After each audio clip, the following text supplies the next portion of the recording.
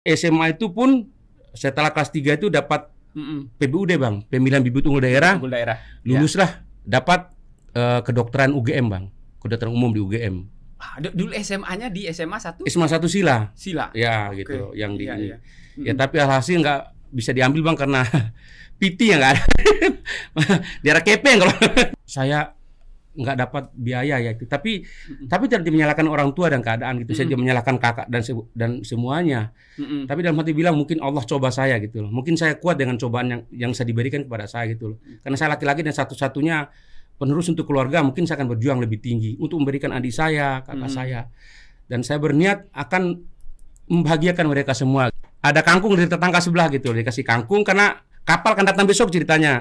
Kangkung itu saya bikin sayur Bang, diambil daunnya, dimasak jadi sayur. Itu ya yang jadi sayur. Besoknya ternyata kapal nggak datang juga. Aduh Lasim, udah nggak ada apa-apa di Bang ini. Nggak ada apa-apa. Sepi sudah ya. Sepi sudah nggak ada. Jadi tadi yang batang kangkung itu yang udah dibuang di tempat sampah, mohon maaf ini ya. Itu kan yang udah dipilih Bang ya. Udah diambil daunnya aja. Jadi batang kangkung diambil lagi Bang.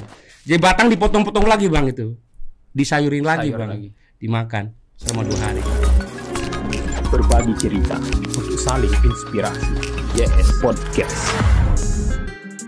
Assalamualaikum warahmatullahi wabarakatuh. Waalaikumsalam warahmatullahi wabarakatuh. Ya tuh, udah lihat tuh siapa yang datang hari ini. Alhamdulillah saya dapat diskusi. Kalau di ini papa Instagramnya Lombok NTB ini ya, Baba Dante. Ya, Bang Iwan Dante, Baba Dante. Nah udah panggilan beliau. Tapi hari ini kita akan manggil Baba Dante. Iya, makasih. Oke. Melihat proses atau perjuangan orang, memang kita harus perlu belajar. Seperti apa beliau dulu, seperti apa perjalanan. Tidak mungkin seseorang duduk pada posisi saat ini, kita hanya melihat posisi enak. Oh, kok enak sekali jadi orang. Nah, perlu kita mencari tahu. Dan hari ini, Baba Dante akan membuka, bercerita di YS Podcast bagaimana beliau dulu. Ini masa lalunya, kita akan jadikan inspirasi untuk generasi yang akan datang. Karena generasi yang akan datang kita khawatir terlalu banyak yang instan. Itu Baba Dante. Betul, jadi betul. Ya Bang, melihat perjalanan nih, kalau melihat, nah ini ada yang masuk ini. Siapa namanya ini? Acis Botak. Ya, Acis Botak. Nanti kita khusus satu part. Bang Acis juga duduk, ada kisahnya dengan Baba Dante ya. Oke, Bang, kalau melihat perjalanan Abang nih kan apa ya, sangat luar biasa. Artinya ya kita boleh berasal dari manapun, dari pelosok bumi manapun itu. Tapi ketika kita bisa menunjukkan diri, eksis, berperan di tengah masyarakat, pada akhirnya orang akan melihat kita, oh ini ternyata kualitas orang, ini ternyata sesungguhnya. Jadi bukan pada akhirnya orang tidak melihat ya saat ini. Iya, betul. Bang, betul kali. Kehidupan di Madapangga. Iya. Kehidupan di Bima. Nah, saya mulainya dari situ, Bang. Iya, betul.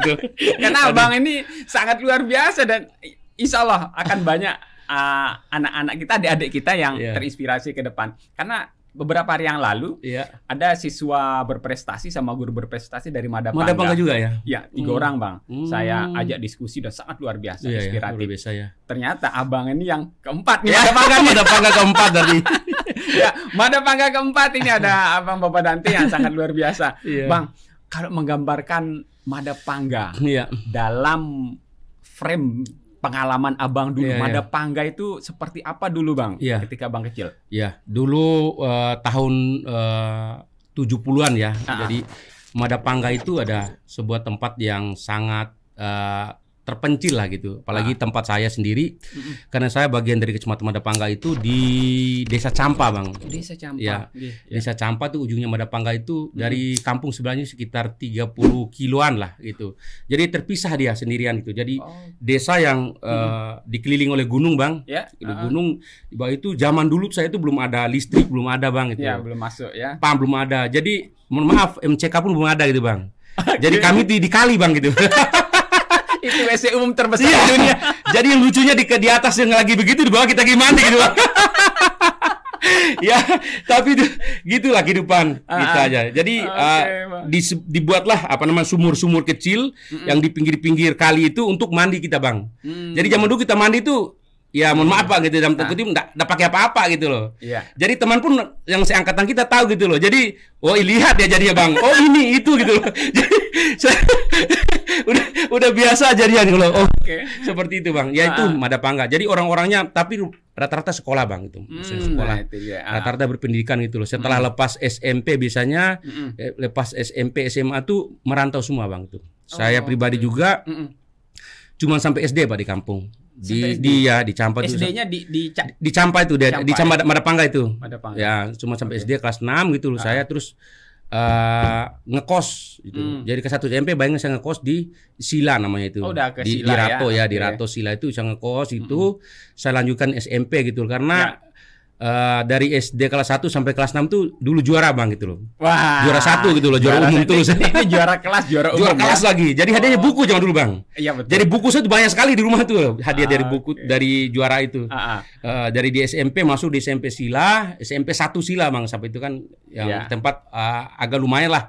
Agak tinggi sedikit saingannya gitu. Jadi kalau dulu kan kita kenal ada kelas unggulan, Bang. Ya. Berarti kumpul di kelas itu, Bang. Kumpul di kelas itu. Jadi kelas 1 sampai kelas 3 tuh dapat juara juga. Setelah itu masuk ke SMA 1, Bang. SMA 1 di kelas 1 tuh juara juga. Alhasil di kelas 2 itu ada namanya jurusan IPA itu. Ya di fisika gitu. Jadi jurusan fisika itu dikumpulin yang juara semua, Bang. Juara-juara. Yang jumlahnya cuma 18 orang kalau nggak salah. Itu juara semua kelas unggulan, kita digabung jadi satu situ. Dan alhamdulillah masih juara juga, Bang, gitu. Wah, ini tradisi juara Abang ini ternyata sejak SD. Memang otaknya pintar kayaknya. Gimana cara belajarnya, Bang? Kan kalau kita kan memang kalau untuk biar menguasai. Jadi kan kita harus orang katakan dulu ya kutu buku, Bang. Abang gimana style belajarnya, Bang? Saya tuh paling senang nonton Dunia Dalam Berita saat itu yang ada ya di TV TVRI dulu. TVRI kan cuma satu Dunia Dalam Berita. Jam 10 malam, Bang. Jam 10 malam itu enggak pernah lewat Dunia Dalam Berita. Terus saya juga suka baca-baca apapun yang ada ketemu di pasar ketemu koran sepotong atau apa gitu. Saya paling sering baca gitu loh. Terinspirasi dengan kisah-kisah, dengan sejarah segala macam itu. Seperti itu, Bang. Jadi bacanya kuat gitu loh. Bacanya kuat. Kan zaman dulu kan belum ada handphone, belum ada ini, Bang, gitu. Yang ada kan cuma itu. Jadi di SMA itu pun setelah kelas 3 itu dapat PBUD, Bang, Pemilihan Bibit Unggul Daerah. Luluslah dapat kedokteran UGM, Bang. Kedokteran umum di UGM. Dulu SMA-nya di SMA 1? SMA 1 Sila. Ya, gitu. Yang di ini. Ya, tapi alhasil nggak bisa diambil, Bang, karena PT yang nggak ada. Daerah kepeng kalau. Wah, tapi kan saat itu, Bang, kesempatan untuk bisa masuk di situ apalagi jurusan bonafit kedokteran itu sangat langka, Bang. Iya, tapi zaman dulu kan mahal, Bang. Dan uang zaman dulu kan bukan seperti sekarang gitu loh. Zaman sekarang kan kedokteran banyak, Bang. Mau kedokteran mana aja bisa gitu. Tapi zaman dulu tuh kalau nggak punya uang tuh sampai puluhan juta belum bisa masuk gitu. Apalagi itu di Jogja gitu loh. Dan itu Bang? Saya kan merasakan gini, Bang. Sebagai anak yang memiliki cita-cita, keinginan sehingga kayaknya saya bisa di situ dan dikabulkan oleh Allah. Abang diterima sebagai anak, kan wajar. Apa perasaan Abang saat itu ketika merasa kok nggak bisa ya, kok nggak mampu? Apa yang Abang pertama kali perasaan batinnya, Bang? Jadi kita tidak bisa menyalahkan keadaan, Bang, itu. Memang keadaan orang tua kita saat itu tuh, kita jujur dari Bima itu ngandalin hidup dari bertani, Bang. Jadi pada saat kuliah kakak saya yang pertama dan kedua itu sawah udah habis gitu kan, ternak udah habis gitu loh, jual. Pas giliran saya yang notabene saya sendirian laki dalam keluarga, Bang. Jadi berenam berkeluarga cewek semua, sendirian laki. Tapi begitu giliran saya untuk kuliah itu saya nggak dapat biaya ya itu. Tapi tidak menyalahkan orang tua dan keadaan gitu. Saya tidak menyalahkan kakak dan semuanya. Tapi dalam hati bilang mungkin Allah coba saya gitu loh. Mungkin saya kuat dengan cobaan yang saya diberikan kepada saya gitu loh. Karena saya laki-laki dan satu-satunya penerus untuk keluarga, mungkin saya akan berjuang lebih tinggi untuk memberikan adik saya, kakak saya. Dan saya berniat akan membahagiakan mereka semua gitu, Bang, dengan keadaan saya gitu. Itu yang saat itu. Alhasil berangkatlah ke Ujung Pandang gitu, Bang. Ujung Pandang. Merantau di Makassar. Merantau di Makassar itu saya coba untuk kursus saja, Bang, karena uang hanya bisa untuk kursus. kursus bahasa Inggris, Ya. kursus komputer gitu ya. Apa yang melatar belakangi Bang? Abang apa ya? Kan banyak pilihan nih. Ya. Tadi gagal di UGM. Ya. Seharusnya kan kalau mau kursus kan ke Jogja. Ya. Nah, Abang memilih Makassar. Apa yang menjadi landasan? Kayaknya Makassar yang paling cocok nih. Ke Makassar karena kakak saya masih kuliah di Makassar Bang semua. Jadi paling enggak ada murah untuk kos kan begitu. Ya. Saya tinggal sama kakak dan bisa lebih irit gitu loh. Cuma enggak bisa kuliah Bang, tapi kan stigma dan image orang kampung itu saya berangkat ke Makassar itu kuliah. Gitu. Padahal itu enggak kuliah Bang. Itu dan kehidupan sebenarnya juga susah gitu sebenarnya. Saya lihat kakak saya juga susah uangnya dan ini alhasil saya sambil kursus itu kan cuma separuh hari Bang. Nah pulang itu saya kadang-kadang ya loper koran Bang itu kan kerja yang bisa menghasilkan lah kadang-kadang ya jadi tukang parkir gitu. Betul. Cuman tidak tetap karena kan susah juga bersaing kan koran juga kan banyak yang seperti itu Bang itu loh. Iya, jadi susah itu susah benar Bang kalau di Makassar itu. Jadi kita juga saya cerita sedikit Bang itu. Pernah enggak makan seharian gitu Bang. Pernah enggak makan gitu loh karena kita mengharapkan kiriman dari orang tua itu kapal yang datang dari Bima menuju Makassar cuma sekali dalam sebulan. Sekali sebulan. Iya, itu yang zaman dulu tuh ada namanya KM Awu, Tilong Kabila sama Rinjani itu. Dia cuma datang sekali sebulan dan itu beras dikirimin dari Bima gitu loh. Ya, dikirim dari Bima gitu.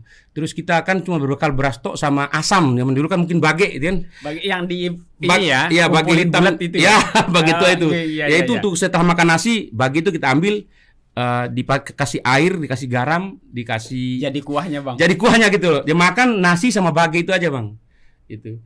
Nah, pernah suatu saat juga tuh kita nggak ada beras sudah habis. Semuanya udah habis. Bertiga berarti Bang? Iya. Abang tiga bersaudara. Tapi yang satu udah lulus sudah balik ke Bima gitu. Tinggal saya sama kakak yang satu berdua. gitu kan. Berdua sama kakak itu.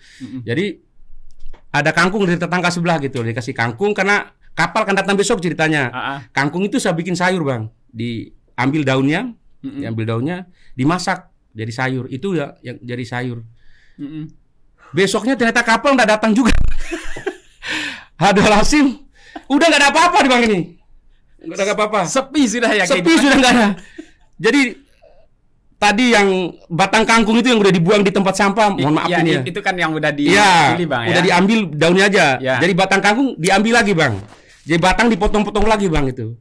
Disayurin lagi Bang. Dimakan selama 2 hari gitu loh. Terus saya berpikir kok saya laki gitu kan. Saya laki, saya besar punya otot. Kenapa saya diam dengan keadaan seperti ini gitu. Terus ceritanya saya pergi ke pelabuhan Bang. Lihat orang-orang turunin pupuk urea itu Bang. Itu kan gatal.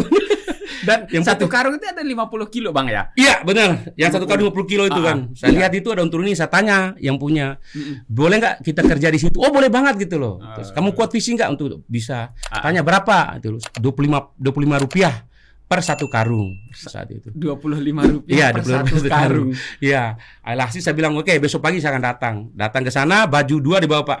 Baju 1 yang agak robekan, 1 baju dipakai untuk ninja tuh Pak. Hanya kelihatan mata tuh. Biar ada lihat orang. Itu pakai ninja, alhasil turunin pupuk gitu Bang.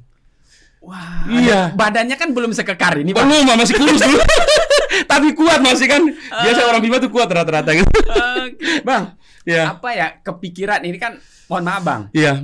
Sebagai orang perantauan, ini kan karakter teman-teman Bima kan sangat kuat ketika di perantauan.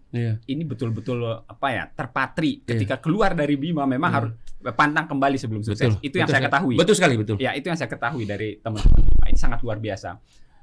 Sebagai itu kan masih hitungannya kan lulus SMA. Kemudian memikirkan bagaimana cara bertahan Bang di perantauan. Saya tertariknya gini Bang. Muncul pemikiran untuk buruh kasar. Saya katakan seperti itu karena itu kuli untuk ngangkut ya. Kepikiran apa Bang? Di yang pertama ada nggak? Aduh, kalau ada yang ngelihat teman kos atau orang kampung saya ini gimana gitu. Bener. Ada nggak kepikiran Bang? Itu makanya saya bilang gitu dia. Makanya saya tutupin mata saya gitu, badan muka saya tutupin, kelihatan mata tok gitu. Ninja pokoknya ya. Ya seperti ninja gitu loh. Supaya orang tidak lihat gitu loh. Tapi harus saya lakukan gitu Bang. Untuk bertahan hidup gitu loh. Tapi lumayan hasilnya Bang. 75.000. Iya. Itu berapa karung Abang angkut? Oh, enggak tahu berapa karung tuh Bang. Pokoknya Yang pakai apa namanya tronton besar itu kan kan dikeluar dari kapal tuh dimasukkan ke tronton Bang itu. Masuk kapal ke tronton itu ya, dan saya nikmati Bang itu, makanya terbentuklah badan ya yang sekarang stark seperti ini. Jadi ini nge-gym gratis. Nge-gym gratis jadinya. Iya. Luar biasa Itu dipikir. berapa lama Bang lakukan itu Bang? Cukup lama Bang itu, cukup lama. Saya lakukan itu mungkin sekitar 6 bulanan Bang. 6 bulanan, tapi bisa nggak masuk juga Bang. Misalnya kondisi dalam keadaan ini gitu saya nggak masuk gitu loh. Karena mungkin repot di tempat kursus gitu nggak masuk. Tapi itu menjadi modal utama saya untuk apa namanya dapat uang gitu Bang. Jadi kan kiriman dari orang tua itu kan datang sekian itu nggak seberapa gitu. Tapi itu juga bisa juga kita beli baju baru Bang gitu kan. Kayaknya itu bisa lebih banyak ya. beli apa mah celana baru gitu. Kadang tuh ngincar namanya merek Levi's kan. Amalia nama zaman dulu kan ada Levi's 501, 505. Kalau udah pakai itu orang kaya pastinya gitu. Karena kan pulang kampung harus gengsi gitu Bang gitu. Gitu. Betul. Nah, jadi apa ya Bang ya? Karena lingkungan Bang ya, di Makassar memang orang sangat gigih di sana Bang, lingkungan di Makassar. Selama 6 bulan Bang. 6 bulan Abang melakukan itu sambil kursus. Bisa berjalan seiring-seirama nggak, atau sesuai nggak harapannya Bang nih? Kalau saya cita-citanya kursus komputer atau apa komputer aja, bahasa Inggris. Komputer bahasa Inggris. Itu tercapai nggak Bang? Artinya Abang tuntas, selesai lah ya. Selesai bahasa Inggris selesai. Terus komputer juga selesai gitu. Walaupun cuma sambilan ternyata manfaatnya banyak sekarang. Jadi mungkin saya ketemu bule sekarang masih bisa gitu loh. Bisa bicara sedikit walaupun agak pasif gitu loh. Jadi lumayan gitu loh. Akhirnya singkat cerita semuanya itu Bang, setelah itu kan pulanglah kampung itu loh. Pulang kampung. Kakak udah selesai. Kakak udah selesai gitu. Tinggal saya sendiri di Makassar itu. Berjuang sendiri di Makassar. Setelah ini kayaknya udah harus balik gitu loh. Jadi orang tua pun saya berapa tahun, 3 tahun udah pernah pulang Bang itu. Jadi 3 tahun udah pulang itu udah berubah Bang. Tadinya pulang pergi-pergi itu masih alim itu, maksudnya bukan maksudnya dalam keadaan style bagus, pulang-pulang udah gondrong Bang. Gondrong, rambut panjang gitu. Pokoknya ini bukan Bapak Dante. Karena pergaulan di tempat buruh itu kan Bang, tempat becak segala macam itu kan orang-orang yang notabene kan istilah dalam tanda kutip kan orang-orang nggak sekolah gitu kan. Itu ngumpul lah, ada maling, ada copet segala macam gitu. Jadi terbentuk di lingkungan seperti itu gitu loh. Tapi juga masih bisa saring. Alhamdulillah dari zaman dulu itu istilahnya masih kuat kalau sholat gitu ya, kewajiban itu masih ada gitu. Cuman tetap kelihatan. Saya tertarik gini Bang. Ini mau saya buat jadi part kedua Bang. Menarik bagaimana kehidupan di pelabuhan. Gitu ya. Akan jadi segmen khusus. Sambil ngopi Bang, siap. kita akan ke segmen kedua nanti. Siap. Oke, sahabat Yes Podcast. Nanti kita ke part 2 ya, sambil kita ngopi dulu dengan Bapak Dante. Kita akan kupas bagaimana sebetulnya kehidupan hitam putihnya Abang ketika berada di sana. Tetap di Yes Podcast. Assalamualaikum warahmatullahi wabarakatuh. Waalaikumsalam. Berbagi cerita untuk saling inspirasi. Yes Podcast.